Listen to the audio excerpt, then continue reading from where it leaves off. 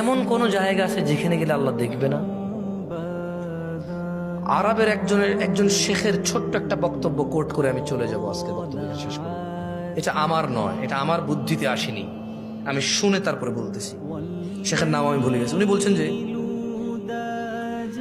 তোমাদের মধ্যে কাউকে যদি একটা রোমে প্রবেশ করানো হয়, খুব সজ্জিত রোম, এবং সেখানে যদি পৃথিবীর সবচেয়ে সুন্দরী রমণীকে দিয়ে আসা হয়, আর যদি শুধু বলা হয় যে এখানে একটা সিসিটিভি ক্যামেরা আছে, রেকর্ড হবে, তুমি যাই করো। শেখ বললেন, তোমাদের মধ্যে কেউ কি সজ্জিত রোম, সবচাইতে সুন্দরী রমণী, শুধু সিসি ক্যামেরা আছে, রেকর্ড হবে, যা করবে, এইটার ভয়ে কেউ কি ওই মহিলাকে ধরবে?